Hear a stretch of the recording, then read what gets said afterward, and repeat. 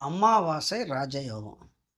என்னைய புதுசா இருக்கு அப்புட்ன்னா, பொதுவா அமாவாசை அப்படிங்கும்போது ஜாதக கட்டத்தில பார்க்கும்போது சூரியனும், சந்திரனும் சேர்ந்திருந்தால், அப்ப அது அமாவாசை.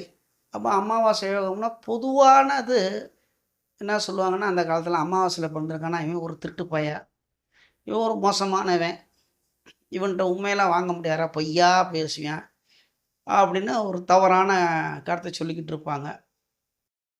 அது இருக்கலாம். அதுக்கு நம்ம மறுப்பு தெரிவிக்கல. ஆனா, அதிலே ராஜயோகமா இருக்கிறது எப்படி? அப்படின்னு பார்த்தோம்னா, நெறைய விஷயங்கள் இருக்கு.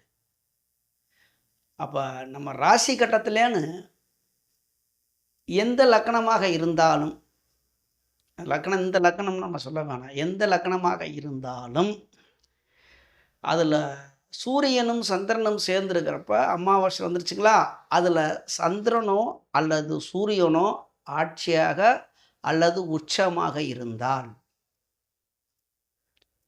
இது ராஜயோகமாக மாறுகிறது. 1.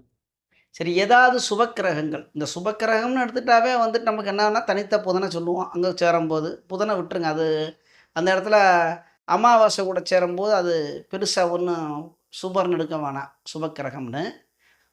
சுக்கிரன், குரு இந்த கிரகங்கள் பார்வையோ அல்லது சேர்க்கையோ வரும்பொழுது, இந்த கிரகங்கள் ஆட்சியாகவோ அல்லது உச்சமாக இருந்து கொண்டு பார்த்தாலும் சரி, அல்லது சேரும்போதும் சரி, இந்த மாரி இருக்கிறப்ப, இது ஒரு யோகம். ஒண்ணும் இல்ல. சுக்கிரன் உச்சமாகிற இடம் மீனம். அந்த இடத்துல போயி அமாவாசையில யோகத்துல இருக்கு. அதாவது பங்குனி மாசத்துல அமாவாசை. அப்படித்தானே வரும் மீனத்துல. அப்ப பங்குனி மாசம் அமாவாசையில பிறந்தவங்களுக்கு இந்த மாரி யோகம் வருமா? ராஜயோகம் வருமானா, அந்த இடத்துல சுக்கிரன் இணைவுபட்டு உச்சமாக இருக்கும்போது ராஜயோகம். அடுத்து குரு எங்க உச்சமாகுறாருன்னா, அது கடகத்துல சொல்லவே தேவையில்ல. கடகத்துல சந்திரன் ஆட்சியாக இருக்குது.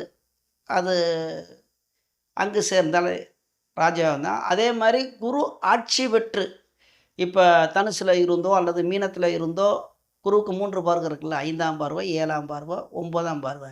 இந்த மாரி பார்க்கும்பொழுது ராஜயோகம். அப்ப அந்த மாரி பலன் இருந்தா என்ன மாரி இதெல்லாம் இருக்கும் அப்புட்ன்னா, ஒரு சிறந்த நிர்வாகி. அரசாங்க வேலையிலே சிறந்த நிர்வாகி, வேலைக்கார். வேலை தொழில் சிறந்த நிர்வாகி.